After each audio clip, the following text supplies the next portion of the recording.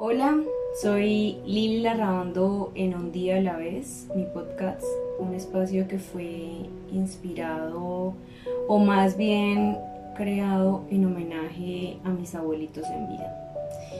En el primer capítulo hablaba un poco de una parte de mi historia que fue muy difícil con mi abuela, mi mamá biológica y mis tías.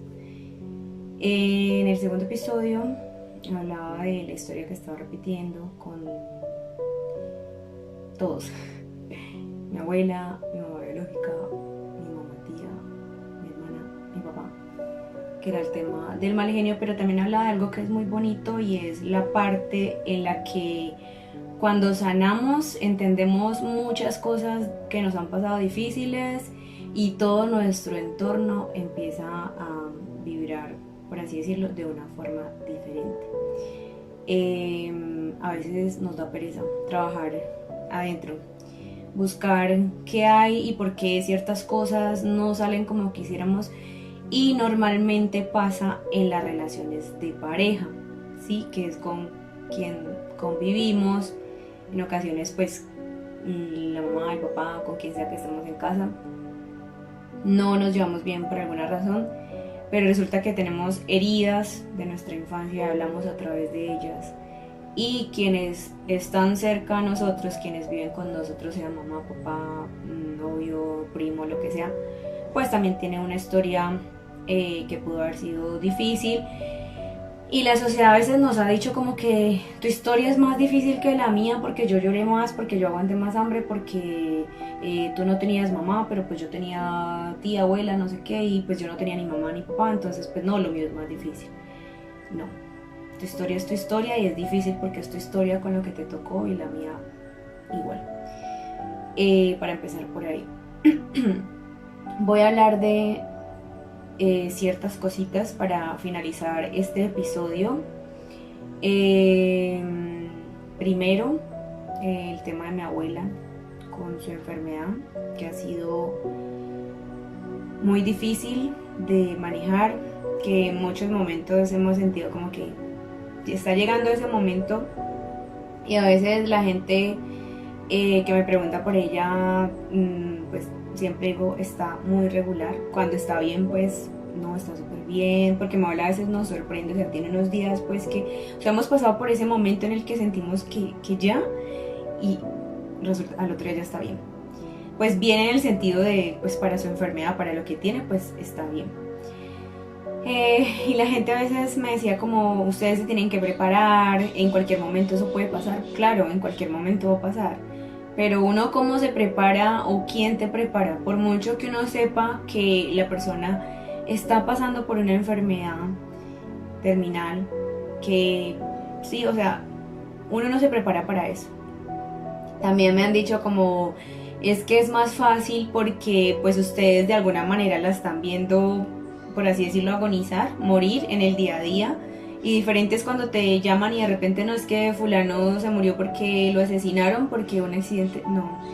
Eh, la muerte es un tema del que yo hablo hace algunos años con las personas cercanas porque no nos han enseñado, y aun cuando nos enseñen, pues el sistema, nuestro sistema es un poco egoísta y no quiere que nuestros seres queridos se vayan, pero no nos han educado para la muerte. O sea, nos va a doler sea como sea, pero a transitar ese paso que finalmente hace parte del propósito de cada uno, porque es que todos nos vamos a morir. Pero no es más fácil. Yo puedo decirlo hoy que hay momentos, pensé que ese momento no iba a llegar, porque siempre decía, ¿quién soy yo para juzgar? ¿Quién soy yo para pedir? Sí, o sea, ¿en qué momento se debe terminar la vida de alguien? Pero hay algo que me resulta muy, muy difícil en general, y es ver sufrir a alguien. Sí, no verlo sufrir. A veces vemos a nuestras amigas o a nuestras personas cercanas, amigos, sufrir porque lo dejó la novia, porque pasó alguna cosa, pues, que creemos que no es tan relevante, y pues decimos, ay, ojalá no le estuviera pasando esto. Pero en el tema de los dolores por una enfermedad, por un accidente, por lo que quiera que sea, para mí el dolor físico, yo soy muy cobarde, lo confieso. Y eso a mí pues me mata. Yo en estos días pensaba, como soy tan cobarde, como yo me corto y mejor dicho, para que me fuera a acabar la vida ahí, quizás por eso para mí es difícil ver sufrir a mi abuela, pero después cuando doy una mirada a toda mi familia, pues está siendo difícil para todos, a la manera de cada uno, pero está siendo difícil. Y llegó ese momento en el que yo le pedí a Dios, ya, llévatela. Y siempre dije la voluntad de Dios. Bueno, siempre lo digo. Pero hubo un fin de semana, yo recuerdo que mi papá me llamó y yo estaba acá en Palmira. Mi papá me dice, tu abuela está muy grave, no sé qué, yo había llegado de montar bici y eran como las 11 de la mañana, entonces me alisté súper rápido y me fui. Y efectivamente mi abuela estaba muy mal y pues estábamos casi la mayoría en casa y nos turnábamos sin decírnoslo, estábamos como todos como que acompañándonos y íbamos y mirábamos a mi abuela y recuerdo que un momento en el que mi abuela nos dio la bendición a mi tía mamá y a mí y yo miré a mi mamá y yo como que, Dios, no estamos preparadas para eso, la verdad. Llevamos 4, casi 5 años con mi abuela y yo siento que ninguno está preparado. Y esa noche nos quedamos casi como hasta las 2 de la mañana. Le tocaba a una tía y a mi papá porque ellos se turnan para quedarse con mi abuela. O sea, los hijos de mi abuela, mi papá y mis tíos se turnan. Y nos quedamos casi hasta la 1 de la mañana. Entonces, pues ni siquiera nos decíamos como que vaya usted y le da vuelta a la abuelita o vaya usted y va a ver a mi mamá. No, o sea, como que cada uno iba en su momento. Y yo recuerdo que cada que yo iba, yo decía, Dios mío, que a mí no me toque ese momento porque sentíamos que ese día mi abuela se iba a morir. Y pues estoy hablando hace como un mes, más o menos. Entonces hemos tenido esos momentos en los que creemos que ya y no se va.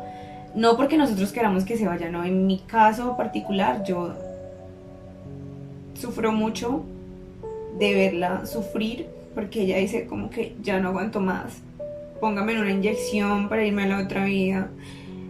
Esto no lo soporto. Entonces esos momentos a mí, o sea, para mí son muy difíciles de manejar. Y yo he aprendido a gestionar mis emociones. Y es que si quiero llorar, lloro, si quiero gritar, grito, si quiero reír, lo que sea. Pero esto ha sido difícil porque intentamos pues no llorar delante de ella, sino darle valor. Y yo siempre lo he dicho, antes publicaba más cosas de mi abuelita, ahora ya está pues muy decaída porque estaba muy delgada, entonces a ella siempre le gustó mucho, todavía no le gustan las fotos, los videos, yo a veces la grabo pero ya no los subo porque pues también como por respeto a ella, que cada que voy me dice como mira cómo estoy delgada, estoy súper acabada, yo nunca pensé terminar así, entonces también como por ese respeto no he vuelto como, y creo que ya no lo haré, de publicar cosas pues donde ella se vea como muy afectada. Siempre subo cosas donde se ve bien, porque de hecho la gente me dice, pero tú ahorita se ve muy bien. Siempre trato de hacer pues como esa parte.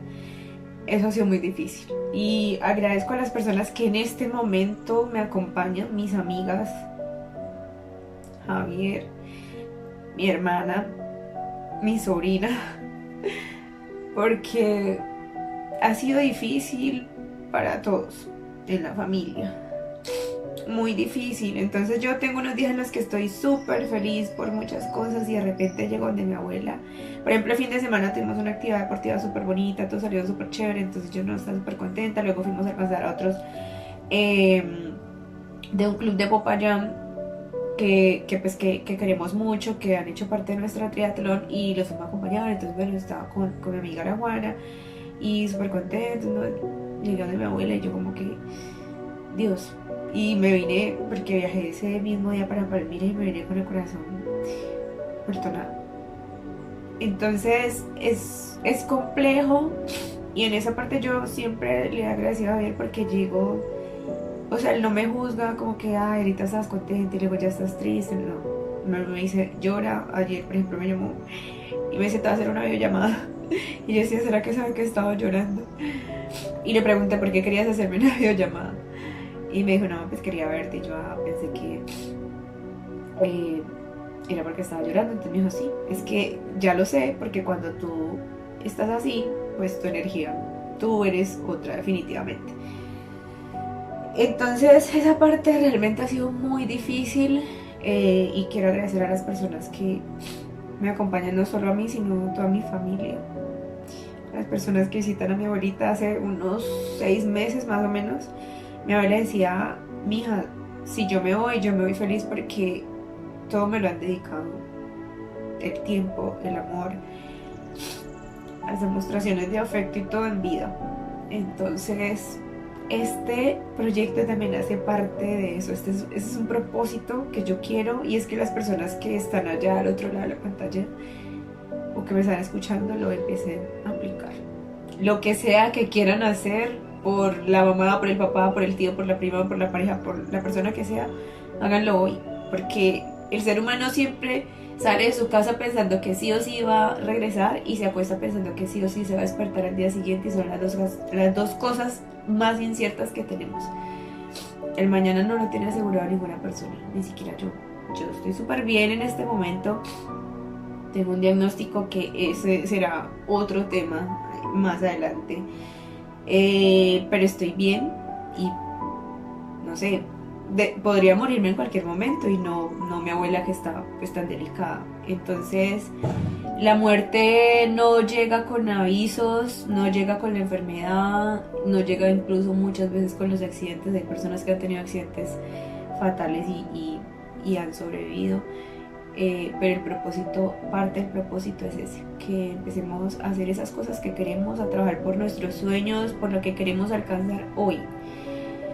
El segundo tema del que quiero hablar, pues para finalizar este episodio, esta parte de mi historia, es mi abuelito, que también siento que mi corazón se parte en pedazos muy chiquiticos cuando veo a mi abuelita intentando hacer algo por mi abuela, o cuando lo he sorprendido llorando por ella. En todos estos años, mi abuelo siempre ha sido muy calmado, muy risueño, como juguetón con sus nietos, con sus hijos, y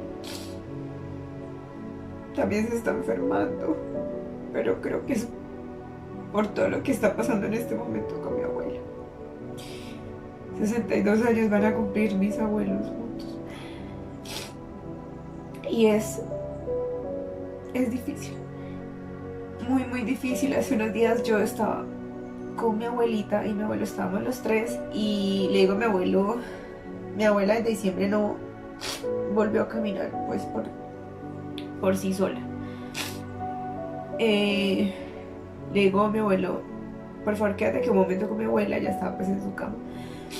Ya vengo, yo creo que iba a la cocina, no sé si pone el jugo para mi abuelita, algo. Y cuando regreso, o sea, de la habitación donde está mi abuela en la cocina, es demasiado cerca. Y en cuestión de segundos, cuando llegue, mi abuelito está intentando cargar a mi abuela porque ella se quería correr. Y yo, bueno, ¿qué estás haciendo, por favor? Entonces para mí fue angustiante porque, o sea, donde mi abuela se caiga, o sea, siempre hemos tratado de tener pues como ese cuidado que mi abuela no se vaya a caer. Y o sea, donde le pase algo a mi abuelo también por intentar cargarla, porque él ya no tiene la misma fuerza. O sea, mi abuelo va a cumplir 90 años, mi abuela 82 años. Y yo como que, bueno, ¿qué estás haciendo? Entonces como que también se azaró, y ay, fue un momento muy difícil, porque como que, mija, yo también quiero hacer algo. Difícil. Muy, muy complejo esta situación. Eh,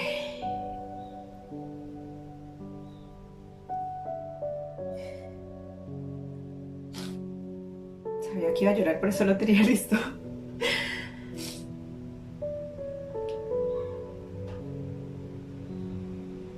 El otro tema es mi mamá biológica. Cuando se murió, yo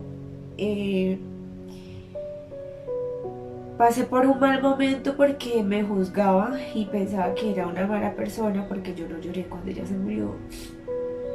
Y porque en alguna ocasión, cuando ella falleció también de cáncer.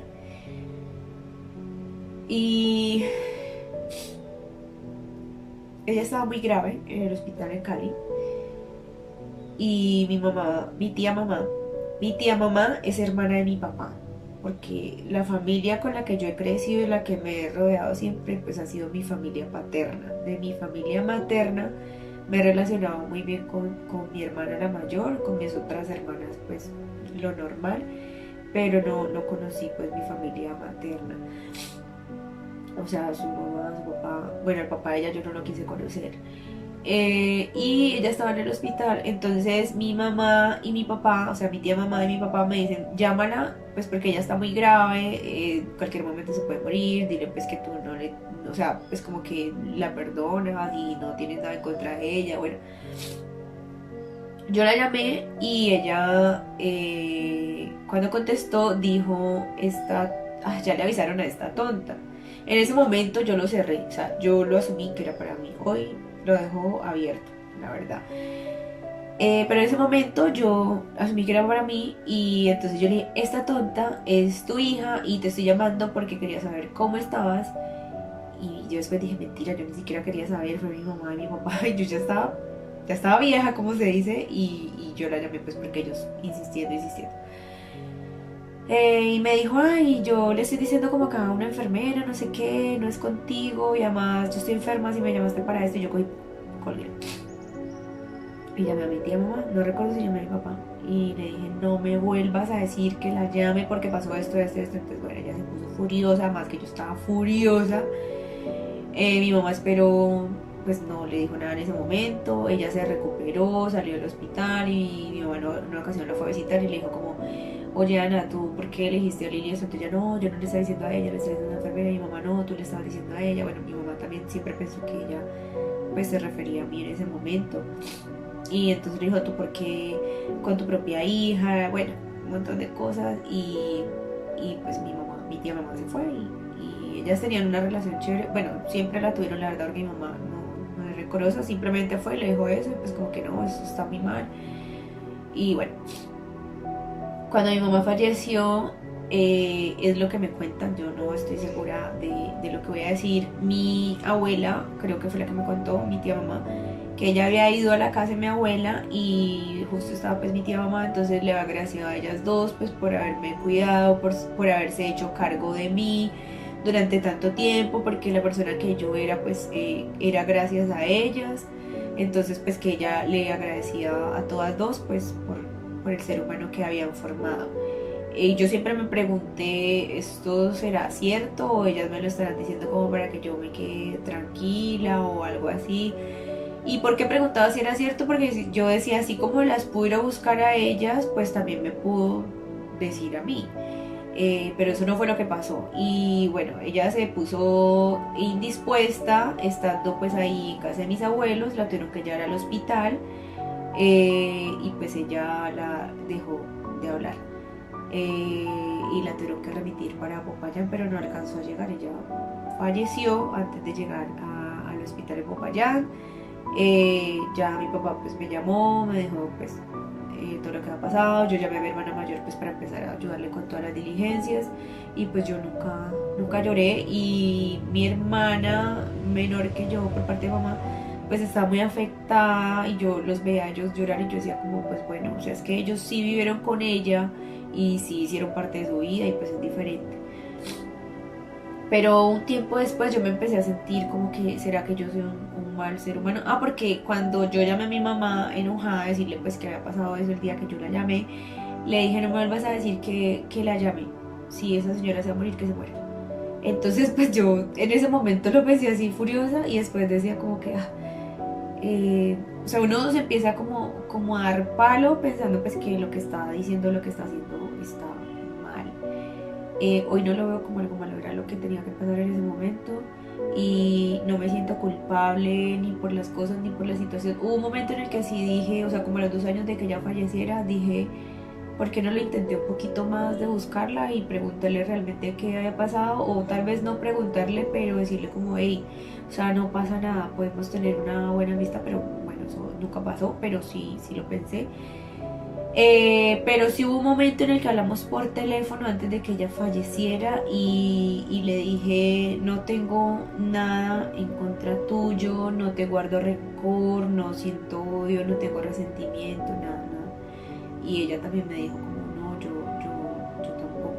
tengo algún sentimiento malo hacia ti, porque es lo que siempre has pensado. Claro, yo siempre pensaba como, o sea, mi mamá me dejó, todo lo malo que me pasaba, yo siempre decía que era responsabilidad de mi mamá, pues porque yo no tenía mamá. Entonces, pues como que en algún momento yo decía, mi abuela es así conmigo, pues porque yo no tengo mamá. Entonces, pues como que a mí todo el mundo me pueden ir a decir cosas, me pueden ir a pegar, me pueden ir a regañar, me puede, o sea, como que decía, o sea, yo no tenía una autoridad como tal, porque pues mi papá siempre estaba en otras cosas, estudiando, trabajando.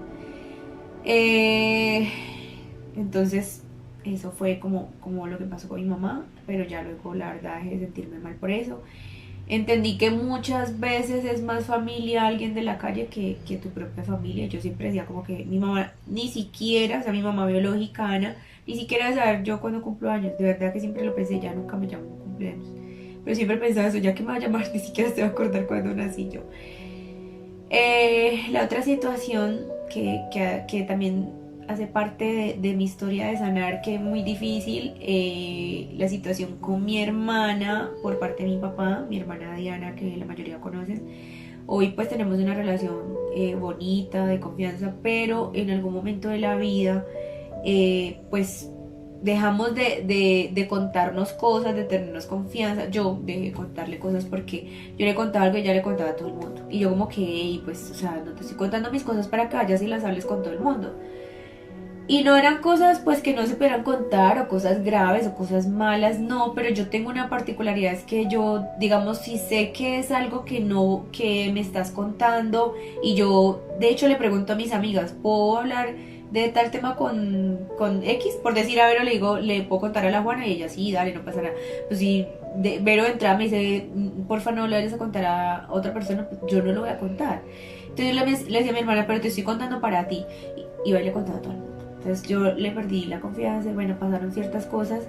Pero también en sus cumpleaños, por ejemplo, ayer yo decía, le escribí un mensaje súper temprano y entonces me decía, amanecí muy llorona, pues porque ya estoy llegando al tercer piso y uno se vuelve como más sentimental y tú me envías este mensaje. Entonces yo nunca le había enviado un mensaje así en sus cumpleaños. Sí hemos hablado de esos temas, sí en algún momento nos hemos escrito para esas cosas, pues de sanar, de perdonar, de disculpame, la embarré, esto, lo otro, pero pues nunca en un cumpleaños. Entonces, pues a mí me nació hacerlo y hay algo por lo que si, digamos que si yo tuviera la oportunidad de cambiarlo, lo haría, porque a veces nos preguntamos, ¿cambiarías tu historia si pudieras volver al pasado? ¿Hay algo que no quisieras volver a vivir? Y yo siempre digo, no, no cambiaría mi historia, porque no sería lo que soy hoy en caso de que la cambiara, pero hay algo que sí cambiaría, y es cuando yo me fui a los 15 años, mi tía mamá le dijo a mi papá como no, yo me la voy a llevar, nos vamos para Cali porque pues no sé qué va a hacer de la vida de Lili aquí. Yo en ese momento, o sea, yo me había volado de la casa, yo no tenía una buena relación con la esposa de mi papá, no tenía una buena relación en ese momento con mi papá, bueno, pasaron un montón de cosas. Mi adolescencia fue muy difícil, ese momento en el que uno deja de ser niño y se convierte en mujer. Y no tener con quien hablar de esas cosas, para mí fue, mejor dicho, hizo estragos. Entonces yo me fui. Mi hermana tenía 5 años y la estaba dejando sola. Ella también tiene sus heridas porque su mamá también fue muy difícil. Y mucho tiempo después, cuando empecé todo este proceso de sanar, dije, es lo único que cambiaría, estar con mi hermana pequeña. Por eso intento y le digo a mi hermana como tenemos que buscar la forma de que Samantha no repita nuestra historia, no repita las cosas negativas, no sea mal genial, porque esa niña se gasta un genio. Entonces para mí Samantha es mi maestra a través del amor y mi abuela es mi maestra a través del dolor. Son dos mujeres a las que amo demasiado, pero definitivamente con Samantha yo tengo una historia única. Yo dejé de hablarle a mi hermana cuando ella fue en embarazo. Recuerdo que una prima me dijo, Diana tiene que contarte algo, porque ni siquiera me dijo, ella cobarde. Para otras cosas ha sido muy valiente, pero en ese momento no, ella no me lo dijo. Yo llegué a la casa de mi prima y mi hermana me va pasando un papel, yo ni siquiera se lo recibí, yo sospechaba, no sé por qué, y le dije lo que faltaba y me fui. No le hablé por 5 meses. De hecho, cuando iba a la casa y reuniones algo, ni la volteé a mirar, nada. Pero en una ocasión la vi, no sé dónde estábamos, y mi hermana ya estaba súper panzona, entonces le toqué la panza, inmediatamente el bebé se movió. Y yo, ¿qué es? ¿Una niña? ¿Un niño? No, una niña. Y yo, ¡ah! Una niña. O sea, Samantha y yo tuvimos ese amor a primer contacto. Y mi hermana dice, o sea, ya ni siquiera conmigo, que soy la mamá, o sea, la forma en la que Samantha me ve, me abraza, me mira, o sea, mi sobrina tiene 6 años, está pequeña, pero uno sabe cuando uno tiene una conexión especial con alguien. Y mi sobrina y yo tenemos una relación muy bonita y la verdad sí trabajo para que se conserve y hacer de mi sobrina, desde ahora que está pequeña, un mejor ser humano. El siguiente tema tiene que ver con mi tía mamá. Hace un año, bueno ya hace 2 años, en el 2022, yo empecé a entrenar porque quería hacer triatlón desde el 2019, pero siempre me ponía excusas y yo como que, no, la piscina, el cabello, los hongos, agua sucia, bueno, un montón de cosas. Pero me llamaba mucho la atención, por eso hace unos días yo decía que apenas voy a cumplir un año, ahora en mayo prácticamente, sí, a finales de abril cumplo un año de estar entrenando triatlón como tal, porque yo entrenaba pues como natación, pero aparte no había retomado la bici. Y entonces yo entré a nadar en febrero del 2022 porque dije, bueno, yo sé montar bici, sé correr supuestamente. No tenía ni idea de lo que era el triatlón porque según yo solo me faltaba nadar. Y empecé a practicar natación y mi mamá, yo empecé en febrero y mi mamá en marzo, finalizando marzo, adquirió una bacteria en el cerebro, le dio una meningitis y bueno, le dio un montón de cosas. Mi mamá estuvo 4 meses hospitalizada, pero el primer mes fue el más difícil. Eso fue a finales de marzo. En abril abrían las inscripciones al Ironman y yo me lo quería regalar de cumpleaños, pero mi mamá en ese momento estaba muy grave. Los médicos decían, ella o se muere o si sobrevive pues va a quedar en estado vegetal, ella ni siquiera va a saber ustedes quiénes son. No, yo llamé a mi papá y yo, mi mamá se va a morir. O sea, mi mamá hoy está bien, bueno, está en un cuadro de depresión por todo este tema con mi abuela, que también es otro tema muy difícil.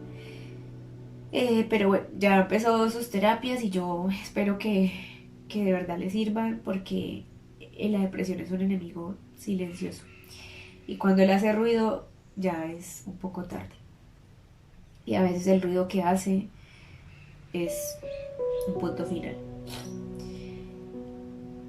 Entonces, bueno, los médicos dijeron eso y yo, no, Dios mío, no puede ser. Para mí fue muy difícil porque también tengo una relación muy bonita con mi tía mamá. Y la verdad me dolió muchísimo verla. Es como si a las personas las desconectaran de la vida. O sea, a veces estamos, o sea, en todo este tiempo hemos pasado momentos muy difíciles con mi abuela, pero pues hay momentos que no todo es difícil, entonces nos reímos y pasa algo chistoso y todo, wow, ay, mi mamá es...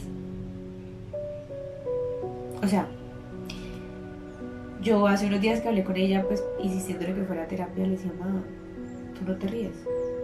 Mi mamá se reía, hasta se enojaba porque es mal genial, ya ni siquiera se enoja. Ella estuvo muy grave, entonces pues yo en ese tiempo estaba trabajando desde casa, entonces yo me llevaba al computador para la Valle de Lili, me quedaba la mayor parte del tiempo con ella y decidí pues no ir al Ironman porque no sabíamos qué iba a pasar con mi mamá. Mi mamá finalmente pues se recuperó, pero pues su recuperación fue lenta porque ya pues dejó de hablar, dejó de caminar, entonces era como volver a enseñarle a hablar, a caminar. Terapias, muchas cosas y yo le decía a Jorge Holguín, negro, yo quiero entrenar, no sé qué, bueno, nos poníamos a buscar qué era el triatlón, él pues sabía lo de mi mamá y siempre no, negra, ánimo, no sé qué, bueno.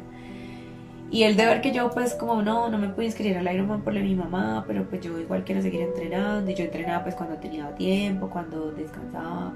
Fue un año muy difícil para mí, porque en ese año también falleció mi hermano por parte de mi mamá. Muy complejo, entonces el negro un día me dice como que entrenemos entre nosotros se ayudamos. Y para mí eso siempre ha valido muchísimo. A veces de pronto la gente cuando yo le agradezco pues en las redes, igual siempre se lo agradezco pues también cuando hemos tenido la oportunidad, cuando hemos realizado eventos, cuando hemos hecho cosas, pues hablamos del tema y a veces o sea, pensamos que es insignificante, pues porque para nosotros fue, para él en este caso, fue solo como, pues hagamos entreno entre nosotros y ya, pero para mí significa mucho, para mí significa que hoy esté entrenando triatlón, que hoy ya haya ido a un Ironman y todas esas cosas, entonces pues para mí vale mucho y por eso siempre gracias. Entonces, bueno, yo empecé a entrenar. Y nació Triathlon Plan. Vivi Cuchillo también tiene mucho que ver pues con el hecho de que Triathlon Plan exista hoy. Y bueno, pasó lo de mi mamá, muy, muy, muy difícil. Yo, la verdad, en muchos momentos pensé que mi mamá se iba a morir. Y resulta que mi mamá empezó a reaccionar unos días antes de que yo cumpliera años. Pero mi mamá, ella se despertaba, pero no sabía quién éramos. Y entonces yo le decía a mi primo, pues cuando cambiamos de turno, o al esposo de ella, como que, o a mi tío, cualquiera, pues que será el turno, que le hablara, que le contara cosas, pues del pasado, porque los médicos decían, háblenle de cosas, muéstrenle videos, muéstrenle fotos. Entonces yo le mostré y mi mamá, no, ni idea. Mi papá también, mi tío, mi primo, bueno, todos. Cuando el 6 yo me fui, porque creo que era, bueno, no sé qué día era de la semana, yo me fui, pues mi tío dijo, vete porque igual tus amigos te quieren realizar algo y pues vete para la casa, celebra sus cumpleaños, no sé qué. Yo me fui y mi mamá, ¿tú sabes quién soy yo? Y ella, no, ni idea. Y mi mamá me llamó el día de mis cumpleaños como a las 5 o 6 de la tarde y me llamó porque ya sabía quién era yo y sabía que estaba cumpliendo años. Yo creo que todavía tengo esa llamada guardada. Y ella, hija, ¿cómo estás? Feliz cumpleaños. No, yo casi me muero. Yo, mami, volviste. Eso fue un momento muy bonito. Y bueno, se recuperó, no se murió y no quedó como los médicos decían. Ella pues quedó muy bien, allá la tuvieron que rapar, yo la tuve que trasquilar, que también fue un momento muy difícil en la clínica con ella, tomar esa decisión de trasquilarla porque ya lleva muchos días pues inconsciente y no se le daba el cabello, no se le daba el cabello y pues yo no sabía, nunca le hice trenzas ni nada y el cabello estaba súper enredado y ya el día pues que tocó bañarla ya todavía no reaccionaba. Ese fue un momento muy difícil porque ella gritaba y decía que le olía demasiado la cabeza y decía, por favor, déjenme en paz. Y la enfermera la tenemos que bañar y la tenemos que bañar toda, la tenemos que lavar el cabello. Y ella no se iba a tomar el tiempo de desenredar el cabello. Si yo no se lo desenredaba, pues la rapaba. Y yo era, no, el cabello para mi mamá es muy importante, pues para las mujeres el cabello es muy importante. Entonces yo empecé a desenredarla, eso mejor dicho gastamos crema de peinar hasta más no poder, pero hubo unas partes que sí era muy difícil y tocó la tijera. Entonces ella quedó con unos mechones cortos, largos y bueno, aquí la tuvieron que rapar para la cirugía. Un momento también difícil y a veces toca tomar decisiones que uno no quiere, toca decidir por otros y esa parte es dura. Cuando ya reaccionó yo, mami, tengo que decirte algo. Y ella, ¿qué pasó? Yo me tuve que trasquilar y yo, ay, después de todo lo que nos ha pasado, solo de menos y yo descansé. Ahí cierro esa parte. Ya leí mi abuela, mi abuelo, mi hermana y mi sobrina, la muerte de mi mamá, mi tía mamá. Voy a hablar de cuando mi mejor amiga se convirtió en una desconocida.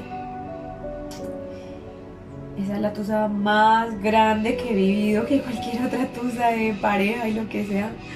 Fue muy duro para mí porque para mí ella era como una hermana. No voy a decir nombres y tampoco voy a contar exactamente qué pasó, pues por respeto a ella. Pero me dolió muchísimo. Y me preguntaba cuánto cuesta nuestra amistad. Qué momento más difícil, pero ya estaba en todo esto de sanar, de gestionar las emociones, de permitirme que me duela, porque tenemos que normalizar que algo nos duele y que podemos llorar, y yo antes no lloraba. Y me podía estar doliendo algo y yo, por el hijo de puta, yo soy más fuerte que esto no me va a derrumbar y no sé qué, y bueno. Entonces, perdón por la palabra, entonces lloré como 3 días, no comía. Llegué a la casa a trabajar. En estos días yo estaba en trabajo de campo y recuerdo que nos reuníamos pues en un punto a las 6, 7 de la mañana, no me acuerdo bien. Y había una compañera que me decía, Lili, ¿qué te pasa? Tú todos los días estás llorando. Y yo no, tuve un inconveniente. Entonces obvio la gente pues te va a llorar y quiere saber por qué lloras, te quiere ayudar. Y yo, ay Dios mío, ¿qué digo?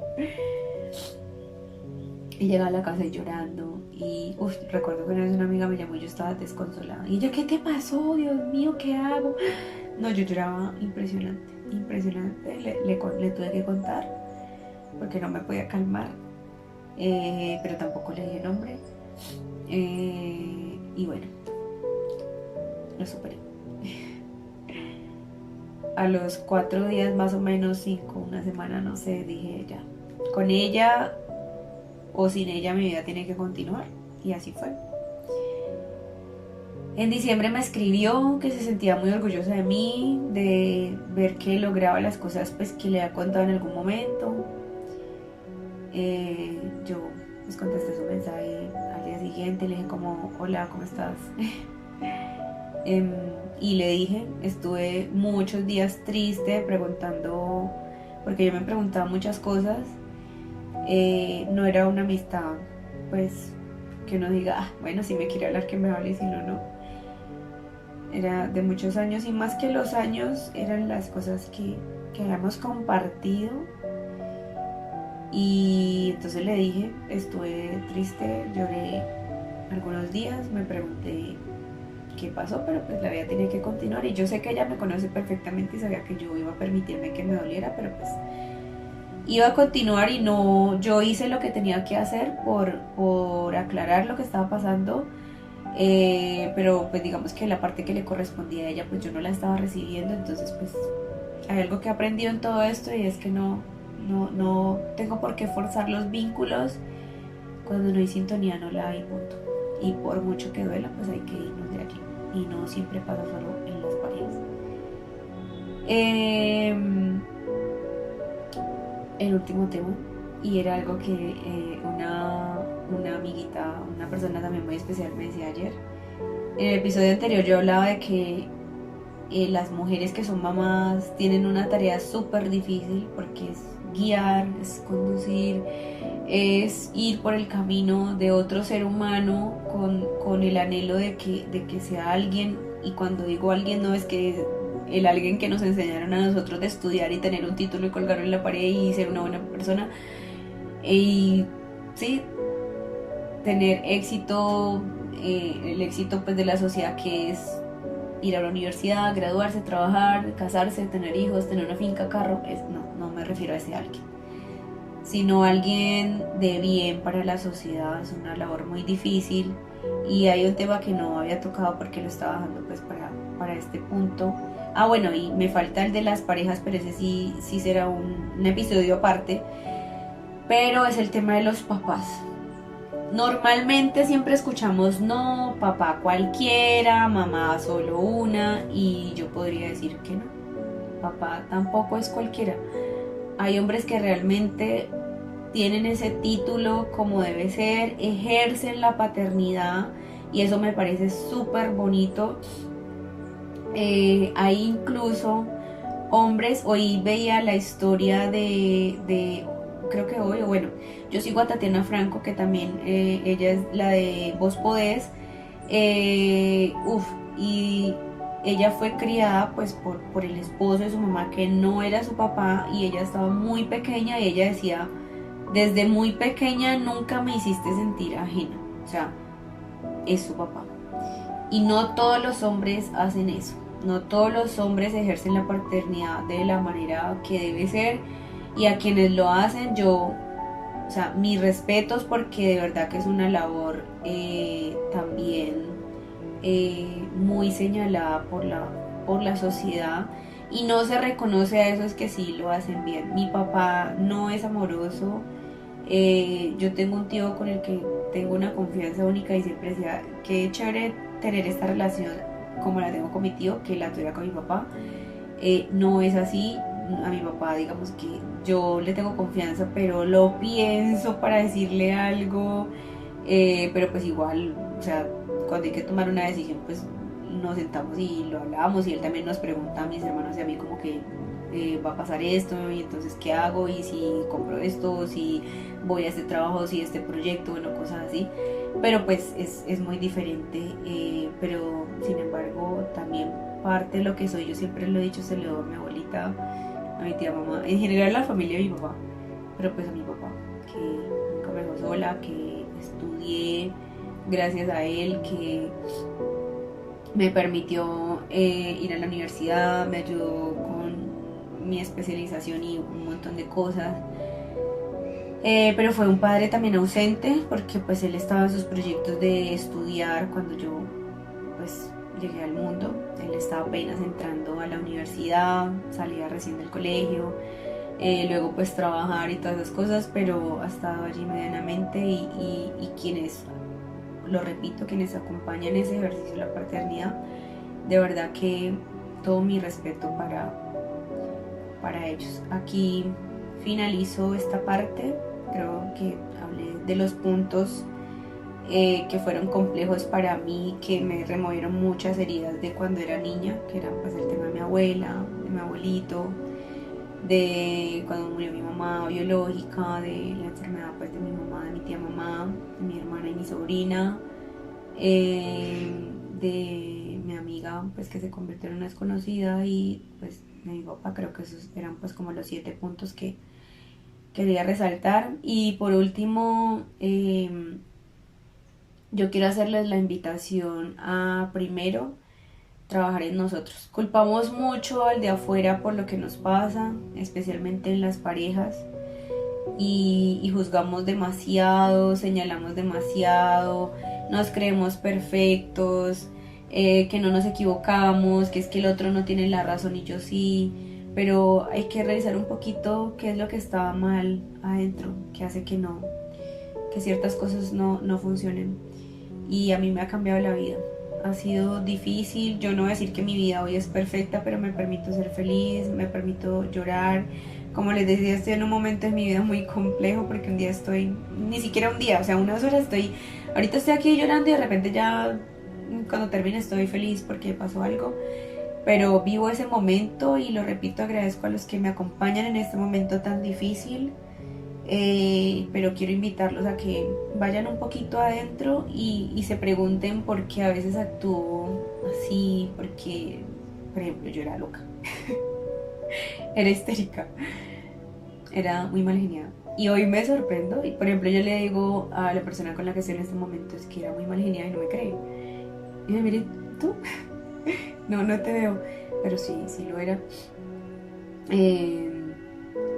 Loca, o sea, algo no me gustaba y yo, uy no, era una cosa impresionante. Algo a lo que también quería hablar ahí, voy a hacer un paréntesis, es que era demasiado perfeccionista. Yo hablaba, creo que de eso en los otros episodios, y yo recuerdo que una vez yo fui a terapia, y entonces la terapeuta había dejado, este era el escritorio de ella, y el escritorio tenía un vidrio, y ya lo había dejado como así.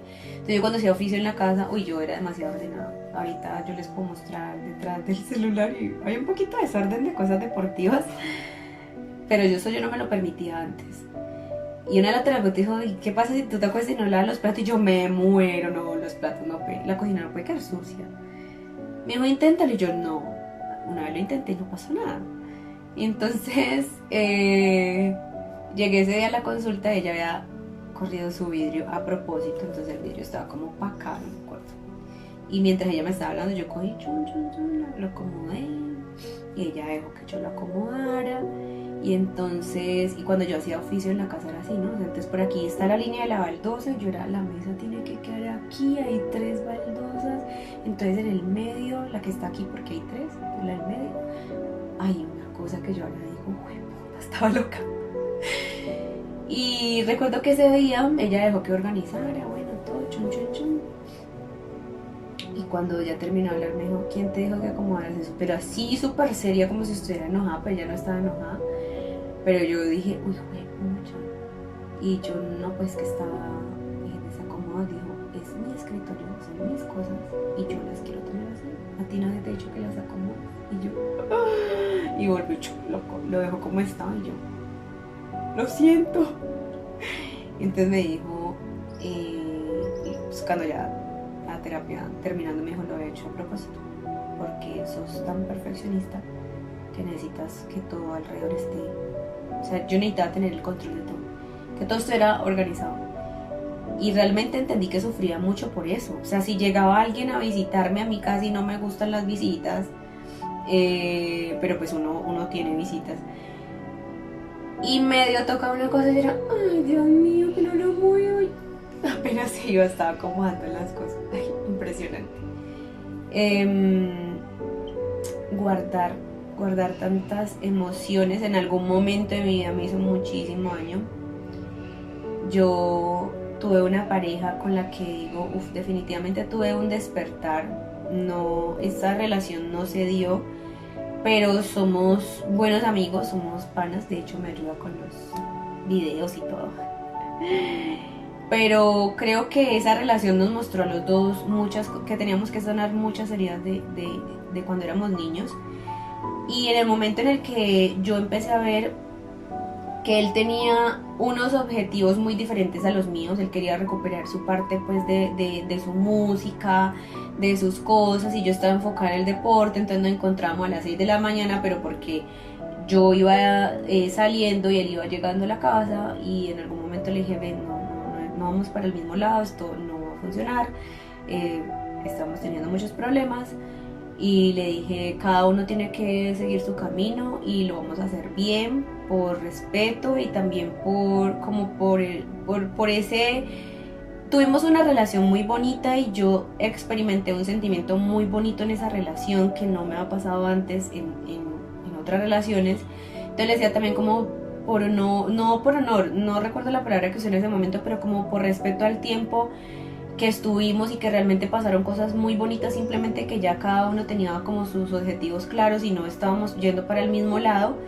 Lo vamos a hacer bien, porque no quiero el día de mañana como que tú no existes. O sea, no hagamos eso con las parejas, porque es que en algún momento fueron personas significativas y nos aportaron algo valioso a nuestra vida, si no hubiéramos estado con esas personas. Entonces hicimos terapia para terminar. Hijo de pucha, difícil, fue muy difícil, pero nos queremos mucho, nos tenemos mucho cariño, mucho respeto, y eso es muy valioso, pero fue difícil. Hicimos terapia, pero creo que lo que somos hoy no lo debemos a todas esas experiencias también, y él siempre me ha agradecido como, mira, parte del hombre que soy en este momento es por muchas cosas que tú también me enseñaste. Y le enseñé cosas a través de mi mal genio, de lo difícil que fui, de esa otra cara que incluso no sabía que tenía, pero también desde el amor, muchas cosas significativas, y esa es la invitación a que dejemos de hacer lo que la sociedad nos han enseñado. Miren, yo cuando veo a mi abuela y a mi abuelo, no tuvieron una relación perfecta. Mi abuela fue la histérica loca, pero era la que llevaba el barco. Y mi abuelo siempre ha sido más calmado, más empático, más amoroso, más de todo, pero hicieron un muy buen complemento. Tienen unos hijos espectaculares, con errores, con virtudes, unos nietos también. Mi abuela presume a todos sus nietos de una manera impresionante. Y cuando yo veo eso, yo digo, el amor definitivamente tiene que pasar por muchas etapas para uno realmente decir que es el amor. Pero todos podemos amar, solo que nos lo han enseñado de formas diferentes. A veces no queremos amar porque es que pasaron muchas cosas en nuestra infancia, pero creemos que es que pasaron después, y puede ser. Y con esto quiero dejar un mensaje, y es que todos somos humanos y no hay uno más bueno o uno más malo que el otro. Lo que pasa es que quizás lo que yo vivo contigo despertó unas heridas que yo tenía de mi infancia o de mi adolescencia, lo que sea, pero lo que yo vivo con otra persona despertó otro lado o otra parte o otros sentimientos o otras cosas en mí. Entonces nuestras historias no son las mismas con esa misma persona. ¿A qué me refiero? Yo por ejemplo, tuve un novio, ¿sí? Entonces yo viví una etapa muy difícil con él, fue malo, esto, lo otro, porque quizás mis demonios despertaron otros demonios en él. Pero puede venir otra chica y estar con él, y yo le puedo haber dicho, ese es el peor hombre del mundo, y para ella puede ser el mejor, porque ella despertó su vulnerabilidad o su sensibilidad, despertó el amor, despertó otras cosas, y eso siempre nos va a pasar. No somos malos seres por equivocarnos. Tenemos que empezar a normalizar que nos equivocamos, que somos humanos, que no queremos que las personas que están con nosotros nos fallen, pero nos van a fallar, y nosotros le vamos a fallar a un montón de gente. Nos equivocamos todos los días, y lo que les decía, no voy a decir que cuando uno sana la felicidad es absoluta, es total, no. Uno se permite ser feliz, se permite llorar y se permite gestionar ese momento y se permite buscarle solución al problema cuando uno ha sanado. Pero cuando el corazón está con tantas heridas, uno no ve, uno no encuentra una salida, y uno cree que uno tiene la razón y ya, y nadie más la tiene, pero es porque nuestro corazón está tan maltratado, está tan dolido, que nosotros no encontramos más opciones. Entonces la invitación es a eso, a que tú puedes estar en una relación y te puedes enamorar de otra persona, pero pues dile, por difícil que sea, porque la gente a veces dice, güey, pucha, no, como dice, hay que decirlo, por respeto también a la otra persona, mira, porque es que ¿quién nos ha dicho que el amor tiene que ser para toda la vida? No, si tú lo quieres para toda la vida, tienes que sanar, tienes que cuidarlo, tienes que llegar a ese amor bonito, real, leal, pero lo tienes que dar antes de esperar recibirlo.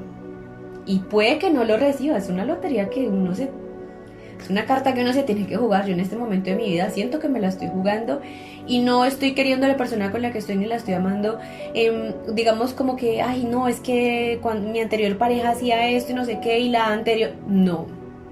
O sea, es libre de todo. De hecho, muchas veces él a veces como que me va a contar algo del pasado, y le digo, ven, si eso nos va a construir o nos va a nutrir en algo actual, está bien, y si no, dejémoslo allá porque es parte de tu pasado. La invitación es a eso. Cuando sanamos realmente podemos entender y ver la vida de otra manera y disfrutarla un poquito más. No vinimos al mundo a sufrir. Por lo menos yo miro para atrás y digo, ay, no, yo ya no me engancho ni me enojo por ciertas cosas que antes me enojaba, que son insignificantes y que a la final uno dice, bueno, ya va a pasar. Ya no, pero antes sí me enganchaba con muchas cosas, pero he entendido que la vida es una sola, que yo la quiero disfrutar, que quiero andar en mi bici todo el tiempo, que quiero hacer triatlón por lo que el resto de la vida y mi cuerpo lo permitan, y que realmente quiero llegar a muchas personas,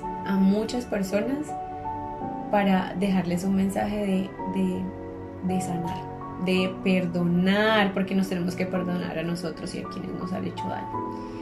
Que muchas veces, como lo dije en el primer episodio, quienes nos acompañaron en la infancia no tenían otra forma y no sabían otra manera de enseñarnos lo que nos querían enseñar, pero no lo hicieron porque fueran malos con nosotros o porque no nos quisieran. Era la única manera que conocían de hacerlo. Entonces somos lo que quienes nos acompañaron en la infancia hicieron de nosotros hasta que nosotros decidimos cambiar.